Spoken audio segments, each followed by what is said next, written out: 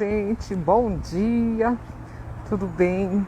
Hoje é dia 23 de dezembro de 2025 e eu começo mais uma live, a penúltima do ano, que ainda semana que vem estarei aqui, mas a última antes do Natal. Estou aqui caminhando, saí da academia, estou aqui caminhando um pouquinho para conversar com vocês e pensar um pouquinho nesse clima, né?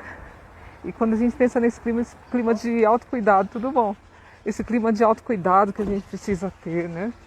Esse clima de poder cuidar da gente. Essa época a gente pensa muito, né?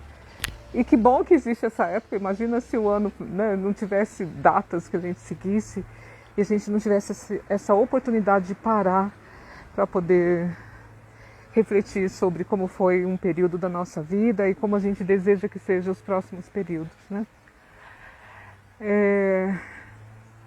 E eu também, né, refletindo, pensando em várias novidades aí para o ano que vem, pensando em fazer muitas coisas ousadas e que dá um friozinho na barriga da gente, não é?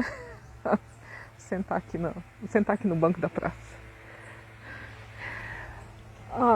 Enfim, para a gente poder repensar na vida, mas eu acho que uma coisa que eu tenho repensado bastante é nessa importância do autocuidado, no autocuidado do corpo, no autocuidado da saúde, no autocuidado da saúde mental, no autocuidado da saúde espiritual, no autocuidado de poder validar a vida, né? E ter um sentido maior para a vida. Quantos, né, estão perdendo esse sentido da vida e a gente não pode parar, né? Quantas coisas nos sugam para baixo, quantos acontecimentos, né? Eu acho que a própria cultura nossa de ficar vendo e dando atenção para as coisas tristes, para as coisas, enfim, né? Para as coisas preocupantes aí na vida e que nos sugam muitas vezes sem preencher, refazer a nossa energia novamente. Então, pensar um pouquinho, né? O que é esse autocuidado? O que é que você fez para você esse ano de 2025? Né? Que presente você se deu nesse sentido de ter um autocuidado? E o que você pode ainda, né, colocar naquilo que não foi feito, colocar na lista aí. Falar, puxa, eu preciso olhar para mim mais profundamente. Vocês já sabem, né, que eu sou psicóloga. Esse mês está fazendo 30 anos que eu me formei em psicologia. Passo um filmão assim na minha vida. Eu não pensei, eu lembro que meus tios falavam, as pessoas falavam, Sheila, você vai fazer esse curso abstrato. Abstrato. Esse curso que não dá dinheiro para ninguém. Bom dia. Esse curso que não dá dinheiro para ninguém. Você acha que vai fazer isso? E são 30 anos, né, de experiência. Eu não enriqueci. Não enriqueci financeiramente, assim, né, dizendo, né, não me tornei uma milionária, mas me sustentei, conquistei coisas, conquisto coisas. E mais do que isso, né, essa partilha de vida, de melhoria de vida, de cumprir com o juramento, de contribuir para as pessoas serem mais felizes, isso para mim é uma riqueza. E há 15 anos também me formei, né, em constelação familiar, que foi uma outra riqueza que eu encontrei na minha vida. Que falem o que quiserem falar. Pode falar mal, fala mal de mim para vários amigos meus.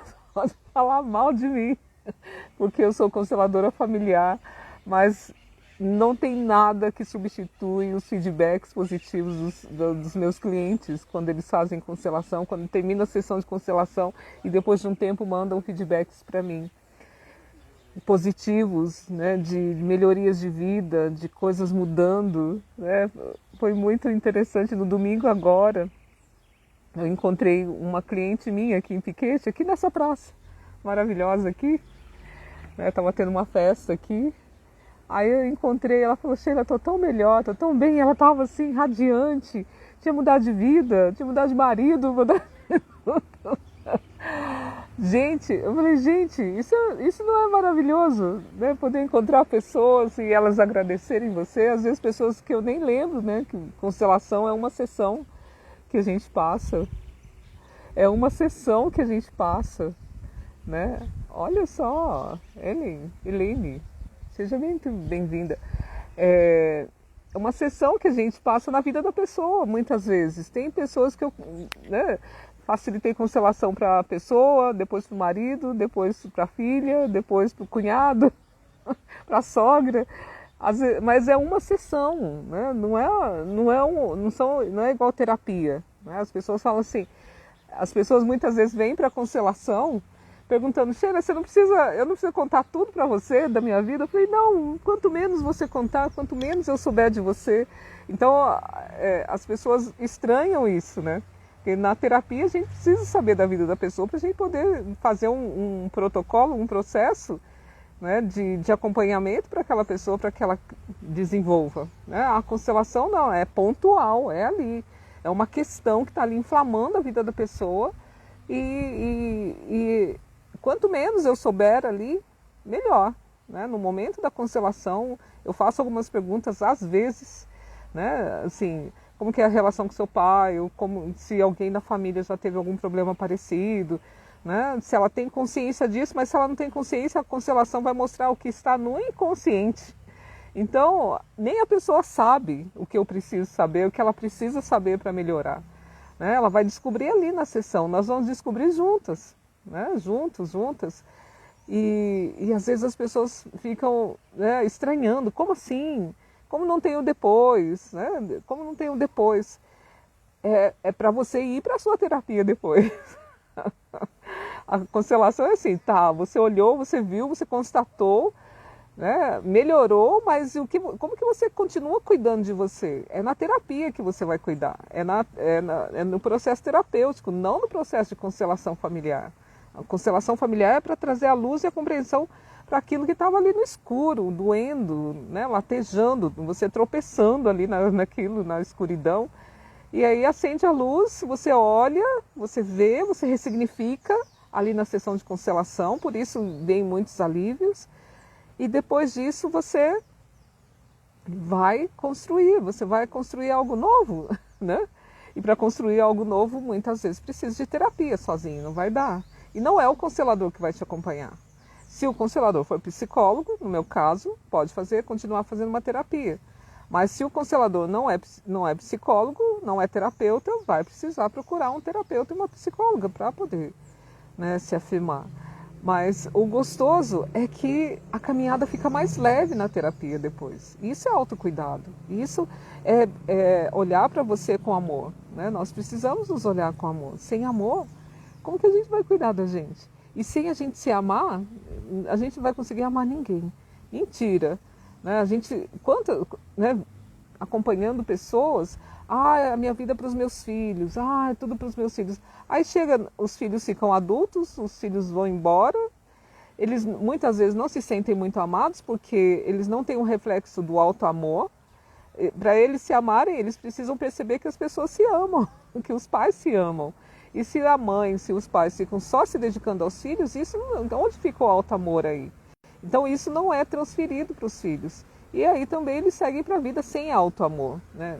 Gostando das pessoas, buscando outros amores, né? Porque também fica achando que não tem amor suficiente ali, buscando mais do que é necessário, porque também não tiveram um cuidado dos pais, né? Uma educação dos pais, mas aquele espelho de alto amor não. Então fica ali uma fresta ali nessa questão da educação e a pessoa não segue, né? A pessoa não, enfim, fica ali uma falta. E os filhos vão embora e aquela mãe ou aquele pai ficam no vazio, não se encontram mais, porque elas não sabem, essas pessoas não sabem quem elas são. E aí é a hora, puxa, onde que está o meu alto amor? Há tempo de construir? Há tempo, né? Mas é o tempo todo, é todo dia que a gente precisa ter algo de alto amor, né? Olhar no espelho, se elogiar, o que eu posso fazer para eu me sentir melhor hoje, como que eu faço para cuidar de mim. E esse tipo de frase é quase que escassa no dia a dia. Como que eu faço para cuidar desse trabalho, como que eu faço para resolver isso, como que eu faço para terminar tal coisa, eu tenho que arrumar mala para viagem, eu tenho que viajar, porque todo mundo vai viajar. Eu vou. Vai na onda, né? Vai na onda, mas não para consultar o que é melhor de si, o que realmente quer, o que realmente faz bem. Às vezes o respirar fundo faz bem. Às vezes parar vou no mercado, não sei onde. Às vezes parar numa praça, ficar ali 5 minutos contemplando algo, vendo as pessoas passarem, vendo as pessoas de mão dadas, de mãos dadas, de ver uma criança caminhando, sabe? Olhar para o céu e ver nuvem, às vezes isso ajuda em muito. E às vezes a gente está na correria tão, a gente não tem que, que a gente esquece do tem de ser. Né? O que eu faço para eu ser? Como que eu estou existindo? Como que eu estou cuidando de mim? Né? O que eu estou fazendo para a melhor pessoa da minha vida? Da minha vida. Né? A minha mãe é a melhor pessoa da vida dela, meu filho é a melhor pessoa da vida dele, né? Meus amigos são as melhores pessoas da vida deles. Eu sou a melhor pessoa da minha vida. O que eu estou fazendo para mim? Né? Nós estamos indo para 2026, 2025, e eu vejo qual a função da constelação? Né? É ajudar, simplesmente ajudar a gente a amar. Ajudar a gente a amar, gente. Amar.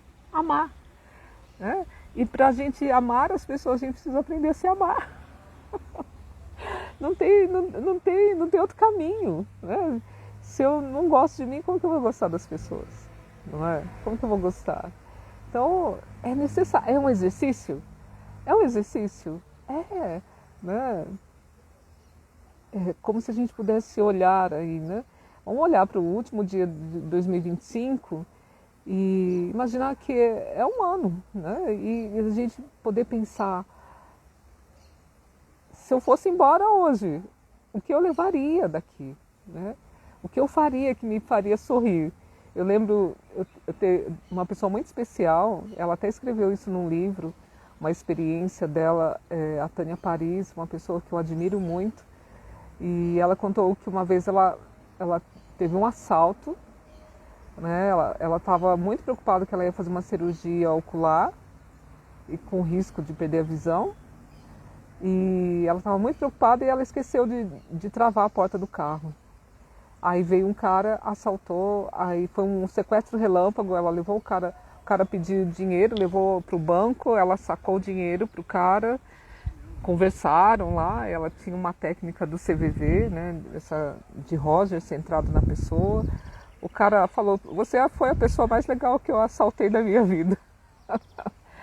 Aí passaram 1 mês ou 2 meses, não sei direito, no mesmo lugar, no mesmo semáforo, a mesma porta destravada. O cara entrou no carro dela e falou de novo, ele falou para ela, de novo, você deixou a porta destravada de novo, eu falei para você não deixar a porta destravada, que você fica um alvo fácil. Novamente, só que quando ela virou uns quarteirões à frente para ir para o banco, ela falou, já sei o que eu vou fazer, vou no banco, vou dar o dinheiro para ele, né, vou sacar o limite que o banco deixa e vamos embora. Né?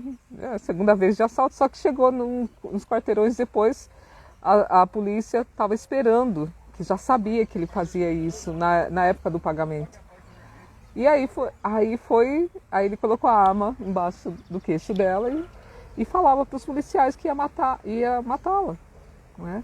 E ela falou que naquela hora, que ela sabia que ela ia morrer, que passou um filme de todas as coisas que ela viveu na vida dela, todas as coisas boas, os filhos, os netos, o trabalho, as viagens, o marido, né, que ela tem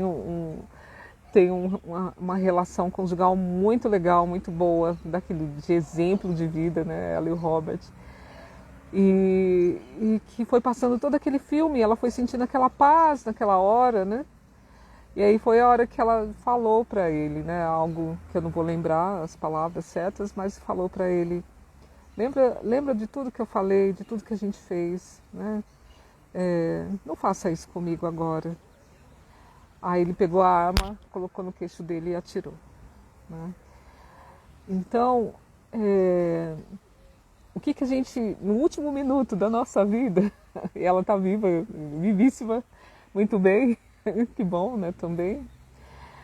E lamentável no caso desse rapaz, né, que tirou a própria vida, e ele roubava porque ele falava que ele tinha, a família não sabia que ele roubava, achava que ele trabalhava, mas que chegava todo aquele dia do mês ele tinha que levar dinheiro para casa, né? São duas histórias tristes, duas histórias incríveis e duas histórias, né? Uma história com um final triste aí. Poderia ser diferente, né? Se tivesse também um autocuidado, talvez, se tivesse um apoio, se tivesse uma terapia, se tivesse um apoio social, né? Quantas pessoas aí estão indo para um caminho difícil porque não tem um apoio, não tem esse pensar no autocuidado, né? E é necessário a gente pensar. E também, né, pensando no lado dessa pessoa querida que eu conheço, o quanto de autocuidado ela tinha, né, que ela soube conversar, que ela soube valorizar a vida, né? Até ali naquele último minuto, mesmo ela sentindo, que ela fala, mesmo ela sentindo aquela paz no momento que ela sabia que ia morrer, né? Ela ainda trouxe a sabedoria ali do autocuidado, percebe? E aí, pensando um pouco nisso, o que a gente traz aí de autocuidado nas horas mais difíceis da nossa vida? O que a gente tem trazido? A gente tem amigos para conversar? A gente tem terapeuta para falar? A gente tem exercício físico para fazer? A gente tem uma comida gostosa para experimentar? Eu gosto muito de massagem, né? Quando eu faço um trabalho de promoção de saúde mental e trabalho também com a constelação familiar, tem uma massagenzinha assim, de um bonequinho que está indo para a beira do abismo, né? Como dizendo, essa vida não tem sentido, né? Um balãozinho escrito, essa vida não tem sentido. Ele chega na beira do abismo, caindo a terra lá do abismo, assim, e ele vendo aquele abismo. Aí de repente ele pensa, sorvete de melancia. Eu nunca pensei no sorvete de melancia. Aí eu falo para as pessoas, qual é o seu sorvete de melancia que faz você sair do abismo? Né? Que faz você sair daquele lugar de dor, né? Que às vezes é necessário a gente sentir a dor. É uma tristeza, né, por ter perdido alguém ou algo, é necessário. Essa tristeza nos protege, ela é saudável por um tempo, não eternamente, né? Então, o que é que você pode fazer para ter um gosto diferente na vida? Experimentar o quê? Sabe? Que paisagem te traz? Que abraço de alguém te traz? E às vezes pode ser um abraço de um estranho. Eu lembro uma vez uma amiga minha, também hoje eu estou falando das amigas, né, Ana Corina, acho que ela nem lembra disso. Que ela estava na frente de uma loja no centro da cidade, em São José dos Campos, ela estava com uma dúvida, corroendo assim, corroendo. Aí tinha uma senhorinha assim, simplesinha, na frente da loja, e ela falou o problema para a senhora, e a senhora falou, minha filha, tudo tem seu tempo, calma, né? Respira. Ela falou que aquilo foi tão forte para ela, ela falou, nossa, por que eu estou nessa sangria desatada aqui, desesperada com isso? Eu posso. Né? As coisas podem se resolver, tudo tem o seu tempo. E uma frase simples, uma frase corriqueira, no momento certo, né? Então, às vezes também a gente sintonizar, quando a gente está muito na correria, a gente sintoniza. Às vezes uma fala de uma criança, um desenho, um filme, né? Uma música que a gente ouve, ajuda a gente a dar uma aprumada, né? Então, quantas coisas podem contribuir para o nosso autocuidado? Né? Quantas coisas a gente pode voltar para o nosso eixo e saber quem somos nós, merecedoras de quê? Né? Não deixar com que as pessoas façam né, algo que a gente não é. Não deixar, se eles quiserem pensar, deixa eles pensarem. Mas você não pode pensar algo mal de você mesmo. Você é um ser divino. Todos nós somos seres divinos, que estamos aqui para viver algo divino, algo bom, algo maravilhoso, para quando a gente partir dessa, que todo mundo vai partir, não tem como dizer que não, né? Não somos nenhuma IA, o robô, acho que até os robôs que estão fazendo um dia vão parar. Mas que a gente entender quem somos nós, né?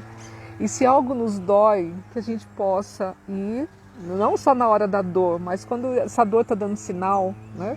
Eu trabalhei em hospital psiquiátrico e a gente falava, as pessoas falavam assim, os sinais que a doença psiquiátrica dava, né? Às vezes a pessoa ficava sem dormir, às vezes ela falava umas coisas desconectadas, ou ela falava, contribuía com falas normais e de repente ela começava a ter um som horroroso de uma serra ali cortando grama. Serra cortando grama é bom, né? Aquele cortador de grama barulhento. Então, as pessoas, às vezes, até me perdi, ó, me desculpa, deixa eu voltar. Não tem como vocês falarem, né? Sheila, você parou tal coisa, tal lugar. Mas, às vezes, a gente tá né, no lugar de... que eu estava falando sobre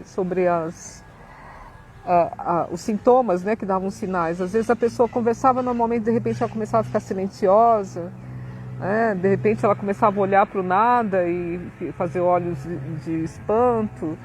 Ou eu lembro de um paciente que chegava nessa época de Natal, a mãe saía para trabalhar, ela voltava, ele tinha doado todos os mantimentos que estavam no armário.